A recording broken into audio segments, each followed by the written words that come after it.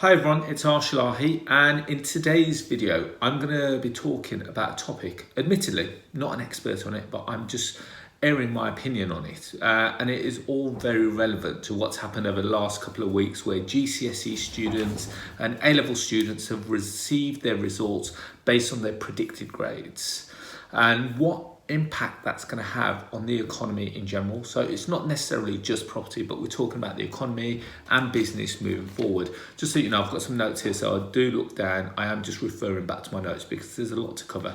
Before we move forward, I want to say a quick hello and thank you to existing and new subscribers. We're seeing the channel grow at a rapid rate, and that's fantastic. If you are watching this for the first time, please press the subscribe button below and like and share with like-minded individuals just like you, because that's the people that I want to connect with.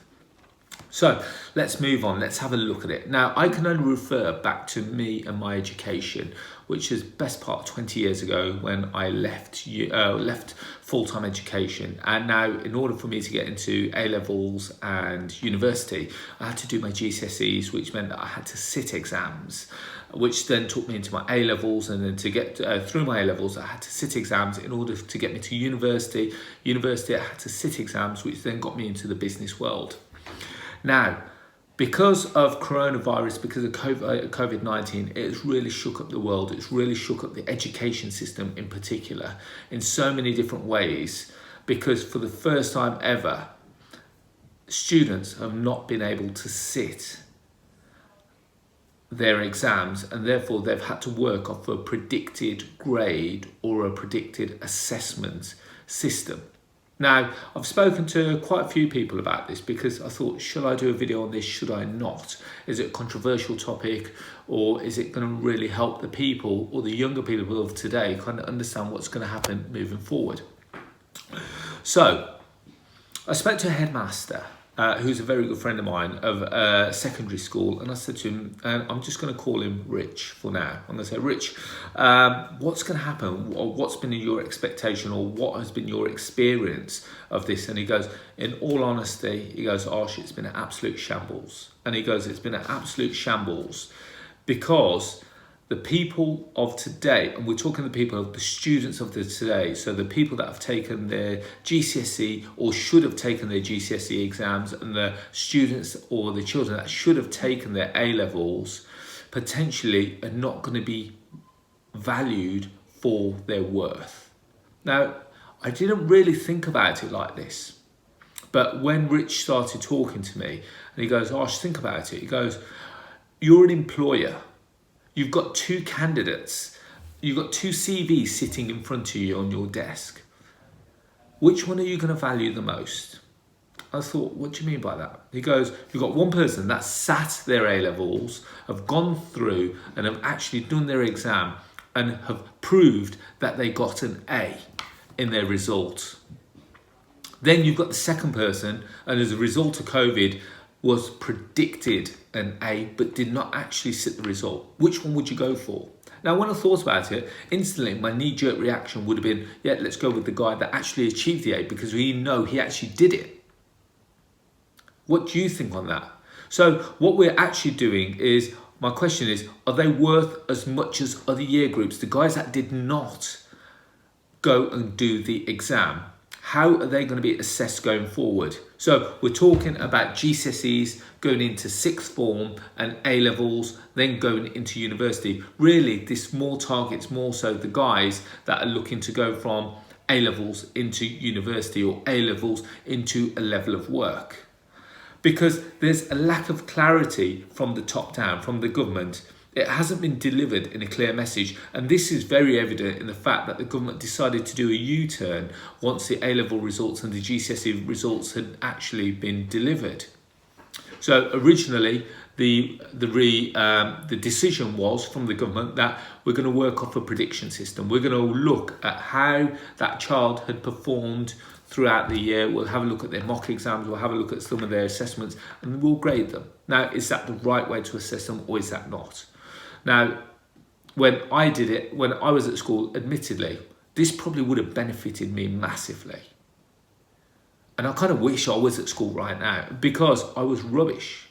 when it came to school. I actually left school with 0 GCSEs, and I found that my downfall was actually the exam.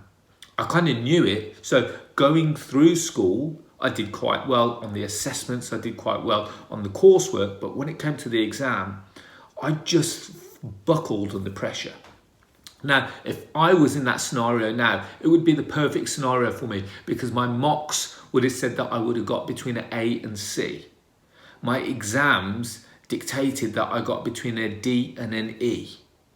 So for probably, let's call me the disadvantaged guys that were not as good academically or in exams, then it would have benefited me, because I would have got better grades than I was predicted.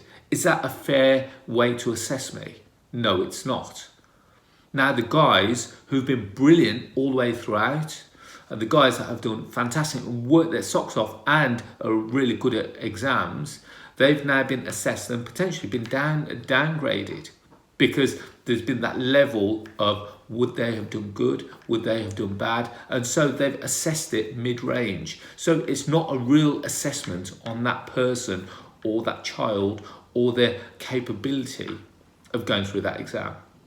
Now, when I looked at this again, I looked at it from point of view, how are the universities going to judge these people? Now, if they were previously predicted an A and that they now come out with a C, they've now not got the grades to go to their first choice university. Now, we've seen over the last couple of weeks that universities have been overrun. The clearing system has had more applications over the last 2 weeks than it's ever had before.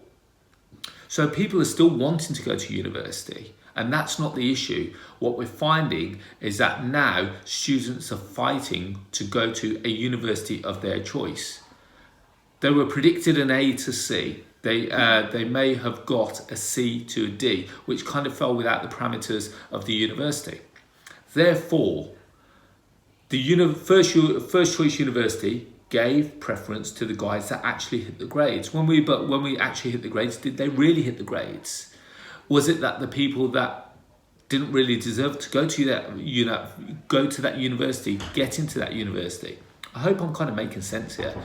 Like I said, I'm not a scholar, I'm not an education specialist. This is me and my personal reflection as to what's actually happened here.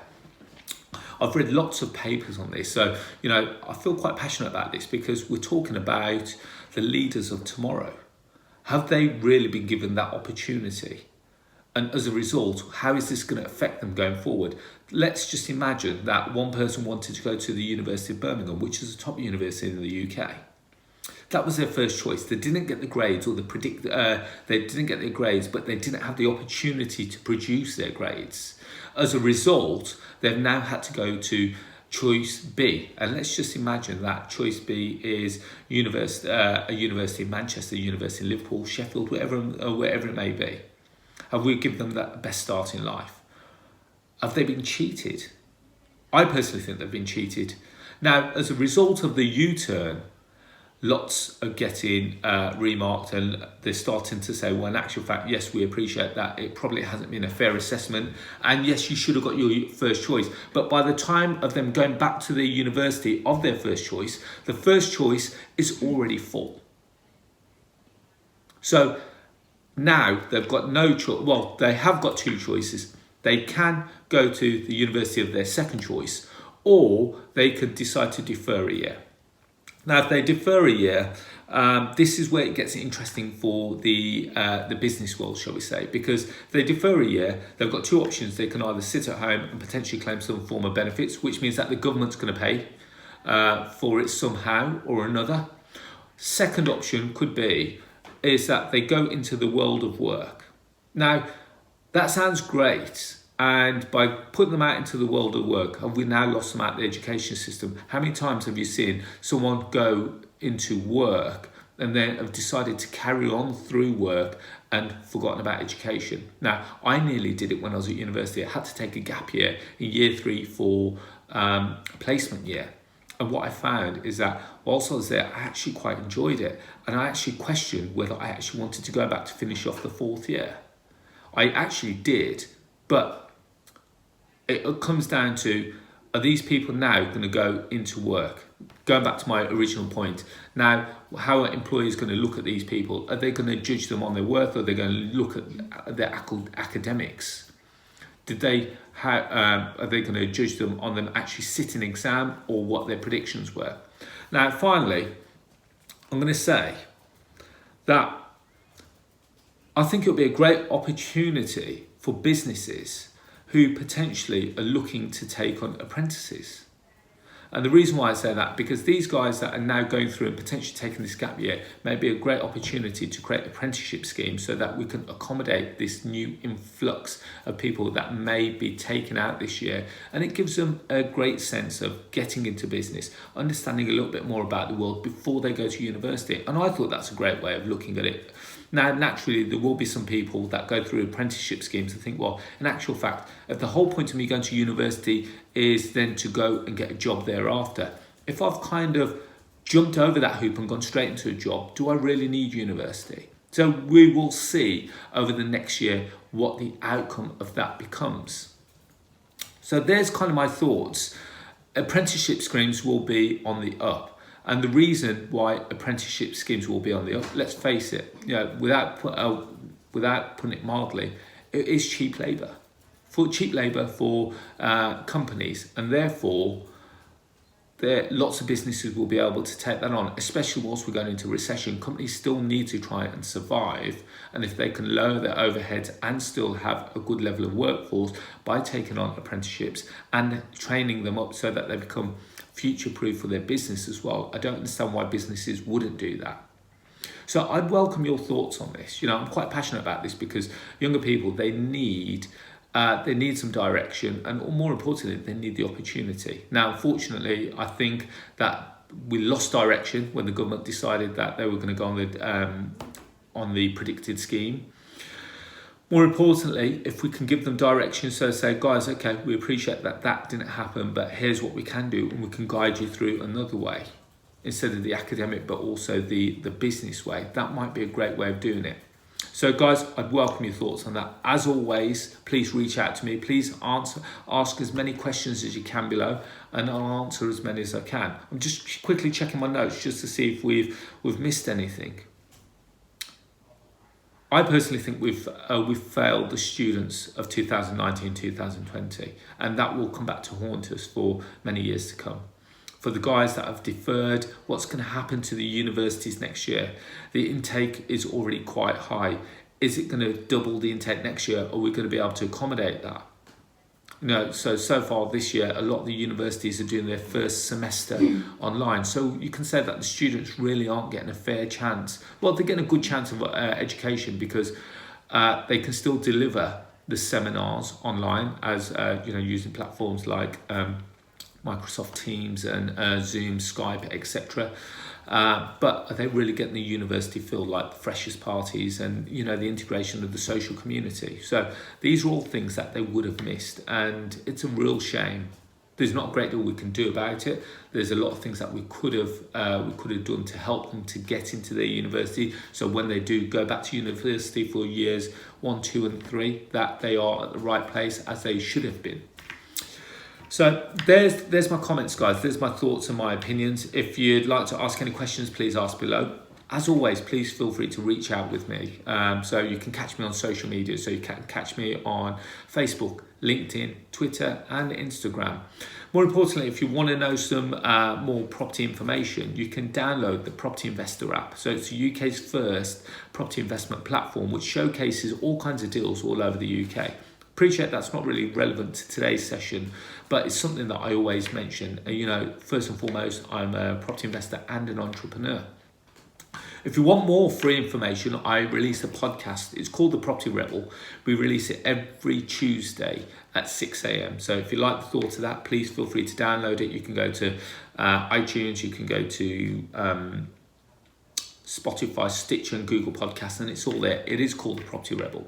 So guys, on that note, I wish you all the very best. Please feel free to comment below, and I'll speak to you all very soon. Thank you. Bye-bye.